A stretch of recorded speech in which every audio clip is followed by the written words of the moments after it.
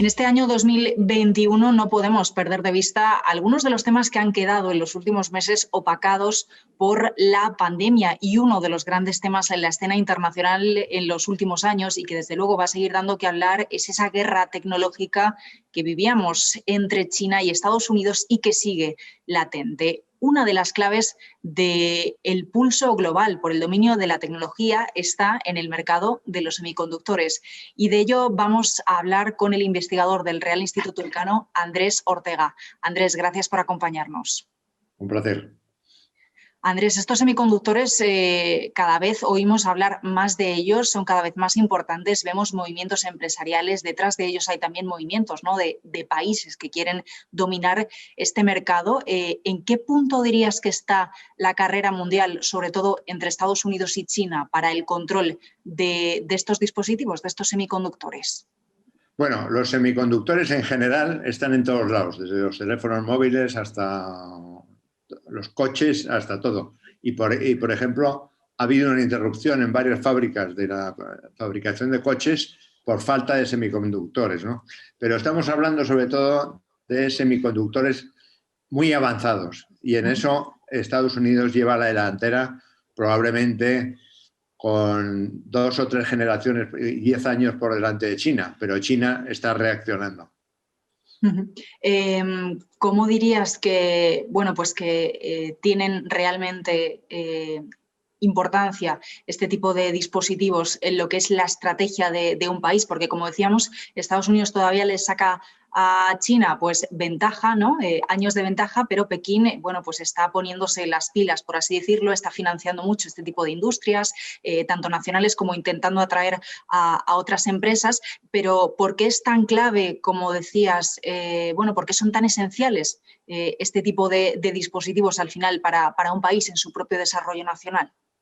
Porque es el corazón de la digitalización, y la digitalización es a su vez el corazón de toda la transformación tecnológica y por tanto también geopolítica que hay en el mundo. Estos aparatitos muy pequeñitos, que son muy difíciles de construir muchas veces, de fabricar, son necesarios tanto en el terreno militar como en el terreno, por ejemplo, de la fabricación de móviles o de redes 5G o de otras cosas que tienen mucho que ver con la inteligencia artificial. Son absolutamente necesarios para entrar en ese terreno, la inteligencia artificial, y dominarlo, ¿no? Tanto que Estados Unidos con Trump prohibió la exportación de semiconductores avanzados a China, y estuvo a punto de quebrar una empresa muy importante china como es ZTE, y tuvo que dar marcha atrás para no quebrar esa empresa y no interrumpir su producción, ¿no? Y fue al final un acuerdo con China. Pero en los semiconductores muy avanzados, pues incluso el Pentágono tiene su propia fábrica. Hay muy pocas fábricas en el mundo de estos, están repartidas y casi todas están controladas por capital americano. Pero el Pentágono tiene una suya propia porque considera que lo necesita, que no haya injerencias extranjeras o mantener el secreto de su fabricación en sus propias manos, ¿no? Claro, porque aunque a veces o sea, lo que sí que sucede en el caso de Estados Unidos, como bien decías, el capital americano controla mucho el sector, pero es verdad que muchas veces la fabricación de estos chips que, bueno, pues que salen desde Estados Unidos o que Estados Unidos vende al resto del mundo, muchas veces se fabrican fuera, ¿no? Son otras empresas, a veces colocadas en la propia Asia, quienes, bueno, pues la cadena de valor, ¿no?, como decimos, de los chips. Sí, y en Asia hay 2 países fundamentales en esto, o 3, uno es China, naturalmente, otro es Taiwán y el otro es Corea del Sur, ¿no?, con Samsung especialmente.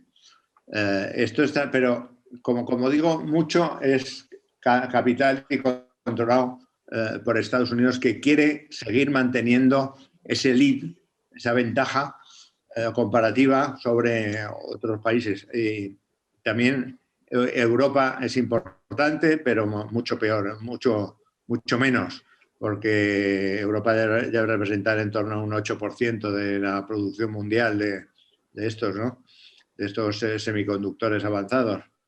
mientras que China, por ejemplo, importa casi un 60% de los semiconductores que utiliza. También porque en China se fabrican muchos de los aparatos, por ejemplo, los teléfonos, iPhone de Apple, por ejemplo, que fabrican empresas americanas, ¿no? y empresas de otros países. Por eso China importa tantos semiconductores, tanto que la factura china de importación de semiconductores es superior a su importación de petróleo. Y que puede suponer para cuando Estados Unidos hace estos vetos, ¿no? Por ejemplo, como decías, a ZTE, o el hecho de que Estados Unidos sea la empresa que, bueno, pues que más fabrica y que más vende, ¿no? Pero China, en el otro lado, es la que más compra, ¿no? La que más importa. ¿Cómo le puede afectar a Estados Unidos estos vetos? O sea, no sé si los dispositivos de los semiconductores, perdón, que vende Estados Unidos van más hacia el resto del mundo, no van tanto hacia China, porque como tú decías antes, en cualquier caso, China es la que más importa y es una gran fabricante, pues, de coches eléctricos, etcétera, ¿no? O sea que al final parte de la demanda de los semiconductores estadounidenses acabará en China, me imagino. No, las empresas americanas no están contentas con esto, porque pierden clientes, pierden posibilidades y está por ver qué va a hacer la administración Biden al respecto. Si va a haber un cambio o va a mantener esta línea que está bastante extendida en Washington, de que Estados Unidos no quiere perder la carrera tecnológica con China.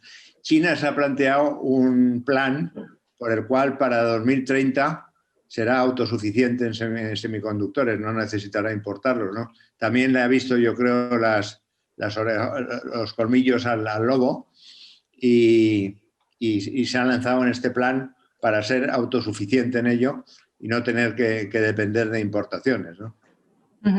¿Qué papel pueden jugar próximamente las empresas chinas en, bueno, pues en esta carrera, ¿no? Como hablamos por los semiconductores? Porque en un artículo reciente que te he leído decías que el Gobierno central está invirtiendo 58.000 millones de dólares en ese esfuerzo, ¿no? Por entrar de forma más fuerte al mercado de semiconductores, que hay mucha más financiación de los propios gobiernos locales, pero bueno, en cualquier caso todavía vemos que las empresas chinas, no sé, como Huawei, pues todavía están un poco atrás. ¿Qué capacidad crees que van a tener estas compañías chinas realmente de poder copar el mercado o no? Pues yo creo que después de este veto de Trump y de Estados Unidos, China está reaccionando. Lo que pasa es que no es fácil, no es automático, o sea, no basta solo con meter dinero, también hace falta meter know-how. No basta, por ejemplo, con importar un coche, desmontarlo para saber cómo está construido. Eso que se llama ingeniería inversa, ¿no? Con los semiconductores es mucho más difícil hacer eso. Y por eso Estados Unidos mantiene su lead en esto y China pues va a invertir más, está invirtiendo más y está intentando lograr eso que es parte de su intento de convertirse para 2035 así, según sus planes, en la primera potencia tecnológica del mundo. Ahí hay una carrera muy importante entre ambos países y que va a determinar en parte la suerte de la geopolítica mundial, con Europa como tercero, ¿no? Mencionabas hace unos minutos a la nueva administración de Joe Biden que va a llegar en unos días a la Casa Blanca. Se ha hablado mucho, ¿no?, sobre lo que puede o no traer el nuevo presidente de Estados Unidos, pero por ejemplo cuando hablamos de guerra comercial, de esta guerra tecnológica, algunos analistas piensan que realmente no va a cambiar mucho el tono, quizá en las palabras o en los discursos, en lo discursivo sí sea un poco más relajado, pero que en la política nacional al final va a seguir siendo, bueno, pues de contraposición hacia China también en lo tecnológico. No sé tú qué opinas, Andrés.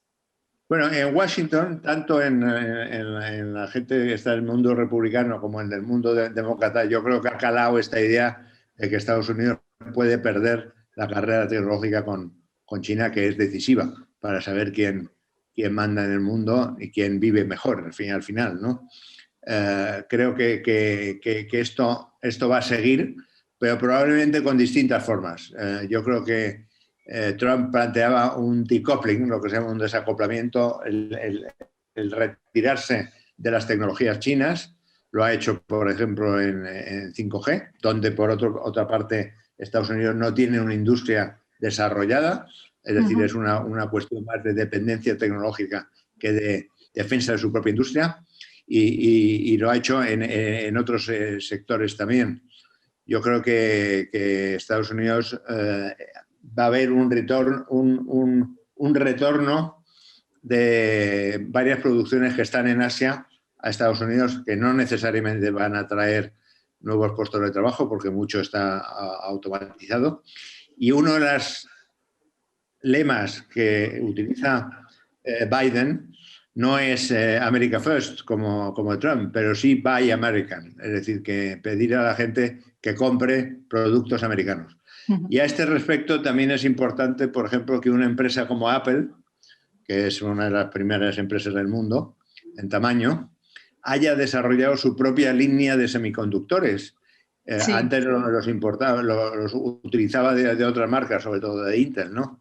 Pero ha desarrollado sus propios aparatos, tanto los iPhones como los ordenadores y otros aparatos, ¿no? Y eso indica que hay una cierta verticalización de las empresas que vamos a ver que se va a extender en el futuro en estos sectores, ¿no? Por último, quería preguntarte qué papel crees que juega Europa en todo esto, porque claramente está por detrás, ¿no? Pero, en definitiva, ¿qué papel crees que se puede jugar? Europa tiene que jugar la siguiente carrera. Yo creo que la actual la ha perdido. Tiene que invertir mucho más, tiene que crear campeones europeos, tiene que crear productos europeos, tiene posibilidades, por ejemplo, en 5G ha sido importante Nokia y Ericsson, que son dos empresas europeas, pero tiene que hacer una auténtica revolución en su mercado interior y en la forma como digitalizar o abrir ese mercado interior a lo digital de forma europea. En ello está la Comisión Europea, pero todavía está por ver si vamos a poder hacerlo como europeos o no. Pues lo veremos. Andrés, muchísimas gracias por acompañarnos y acercarnos a este análisis. Gracias a vosotros.